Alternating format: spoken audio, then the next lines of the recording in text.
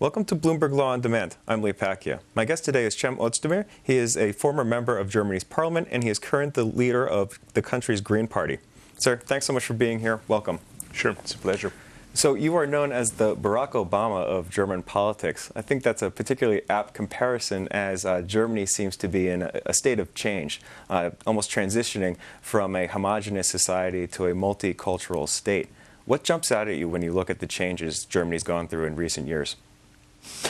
I mean, my parents came in the beginning of the 60s as so-called guest workers to Germany, and if you see the last 50 years, we're celebrating this year the 50th anniversary of the signing of the treaty with Turkey, sending guest workers to Germany, how much Germany has changed. We have now a diverse society, we have members of color, of different origin, entering the parliaments, becoming business people, right, you were the first first German of Turkish descent to be elected to parliament. That's on the national level, yes. Right.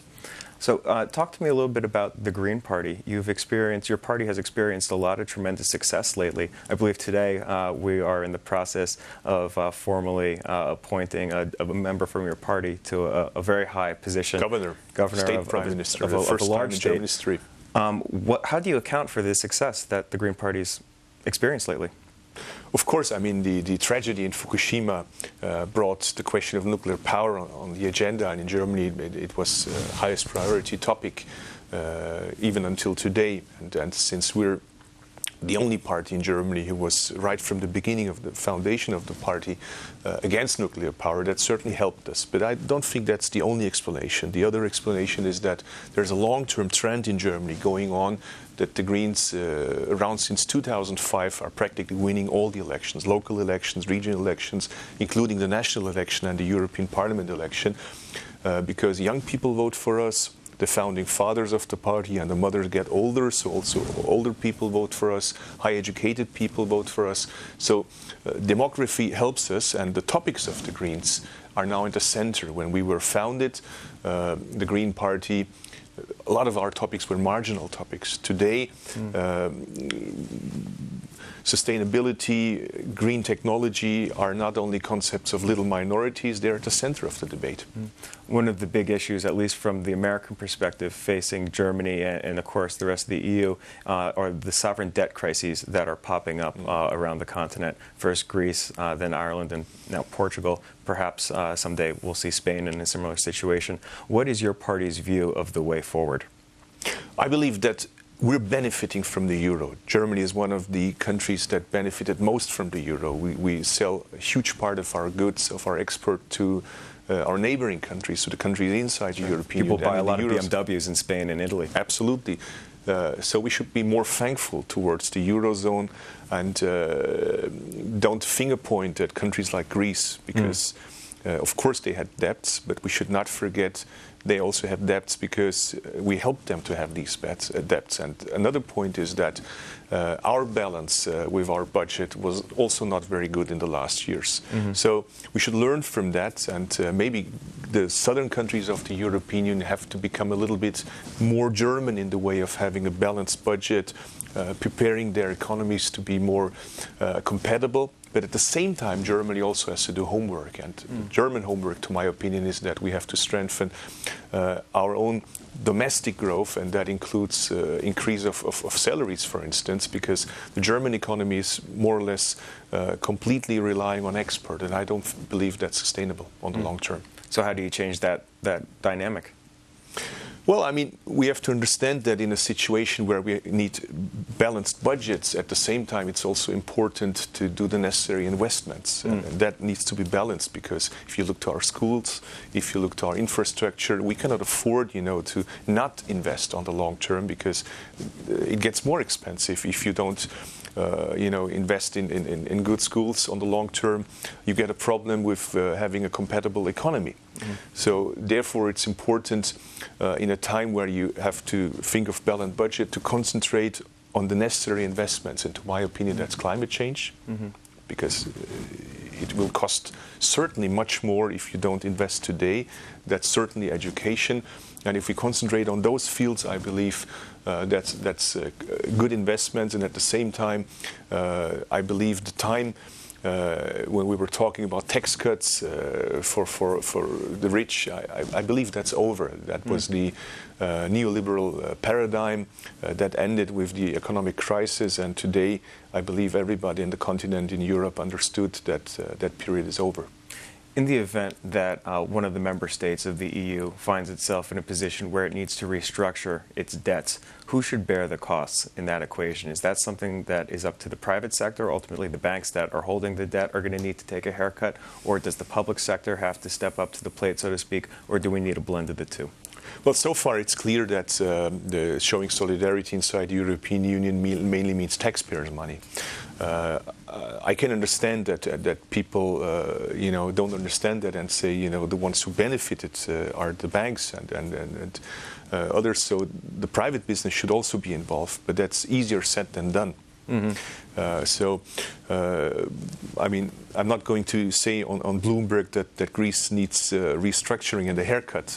Let me be careful with that. But of course there is a discussion, obviously, whether Greece is able to fulfill its necessary steps. And let's also not forget, we're talking about a country that already does things that, if you would translate that into Germany and other countries, we would get probably an uprising of people. To have these tremendous cuts in salaries of people is not an easy thing to do from one day to another. And we're talking about a socialist government who does all those cuts. Mm-hmm. And some of the things that the IMF and that the European Commission requires the countries to do, I think it should be questioned. Let me give you one example. In the case of Greece, Greece has the worst public transport system in the European Union. Now the European Union, together with the IMF, says, cut the existing train system in Greece. Does that make sense? Does that save money on the long term? Certainly not, because then you have to invest into more roads and other things, and that costs definitely much more. So we also have to look a little bit into the details of what we ask these countries to do. And the question is, if they really make all those cuts that we request them to do, will it help to get a balanced budget? Is it technically possible? And the second question, obviously, is what happens in those countries? Which government can survive such a tremendous cut in all those kinds of investments? So I believe we have to discuss Greece again. Right. In the event that certain countries can't meet their financial obligations to the EU, should there be a mechanism for allowing countries to leave the Union?